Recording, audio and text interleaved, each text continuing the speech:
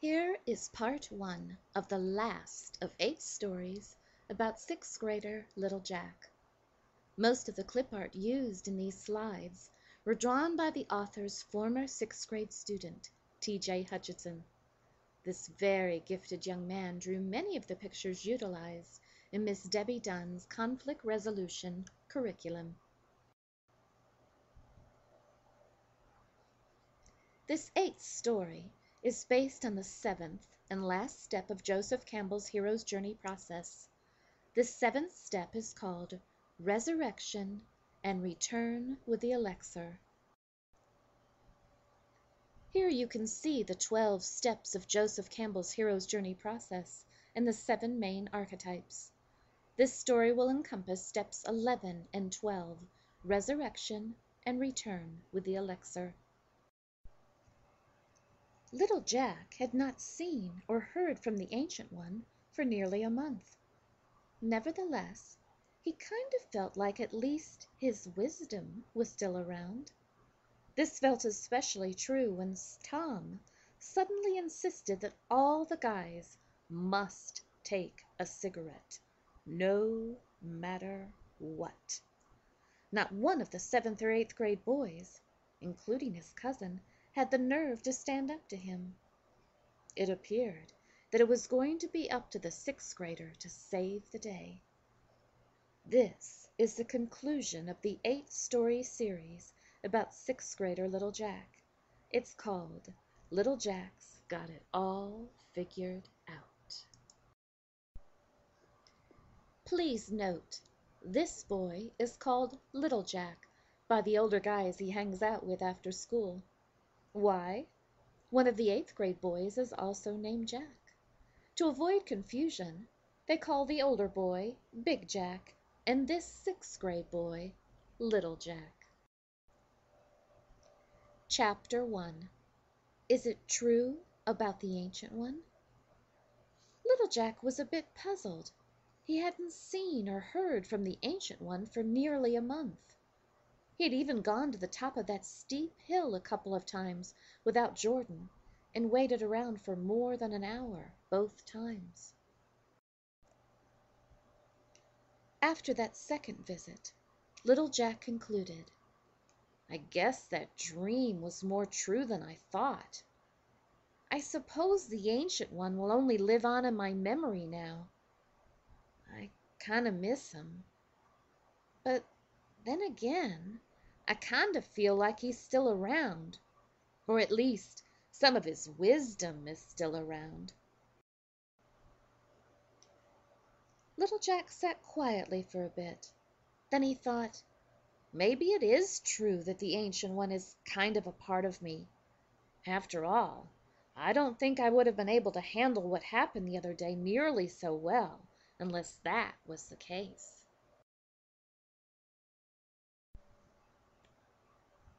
Chapter 2. Little Jack finds a way to stop Tom's peer pressure. Little Jack thought back to the previous weekend.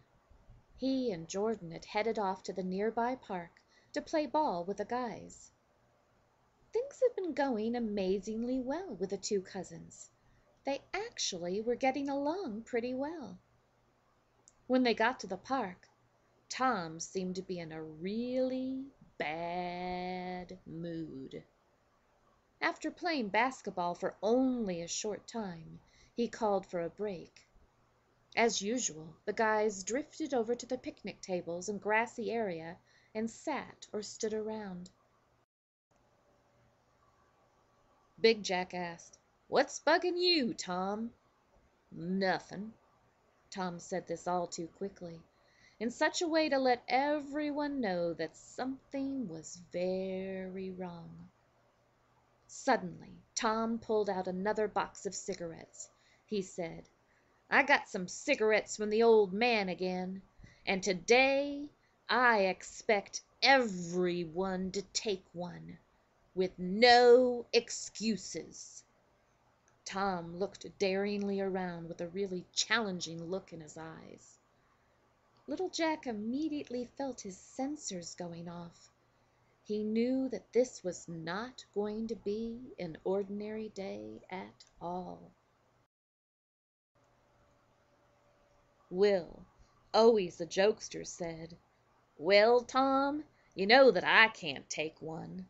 I don't want to gross you guys out with an asthma attack or by passing out with vomit all spreading around." He said this in such a way that made the guys all laugh. Everyone except Tom.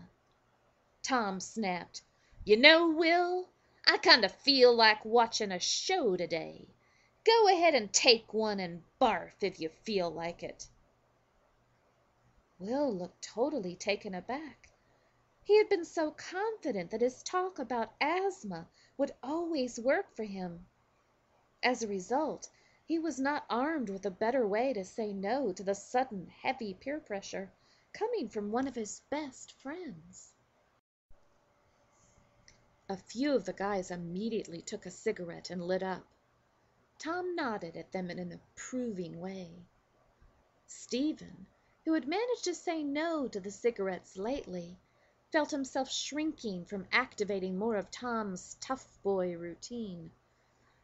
He held out a hand and took a cigarette as well. He insincerely muttered, "Thanks."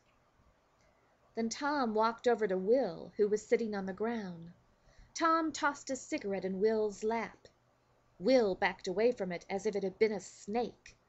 It was clear that he had no desire to have anything to do with smoking, whether or not it would actually activate one of his asthmatic attacks or not. Big Jack suddenly grabbed the basketball and stomped over to the court. He started dribbling the ball and shooting baskets all by himself. It was clear that there was no way that he was going to give in to Tom's pressure. Next, Tom turned to little Jack's cousin Jordan.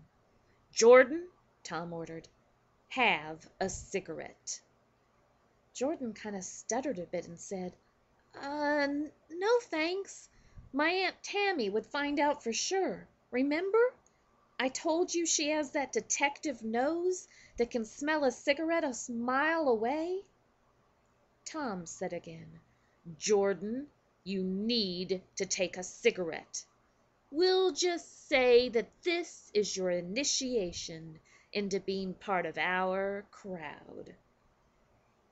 Jordan looked rather intimidated and felt his ego deflate. It was clear to little Jack that his cousin was not going to have the strength to say no. Suddenly, little Jack made his decision. He quietly said, "Tom, may I talk to you over here for a minute, please?" Tom glanced over impatiently. He snapped, "Just a minute, little Jack. I'm getting to you next." Little Jack said insistently, "I'd really like to talk to you now, please." Finally, Tom walked over and asked, "What is it?" Little Jack motioned, "Over here, please, where no one can overhear us."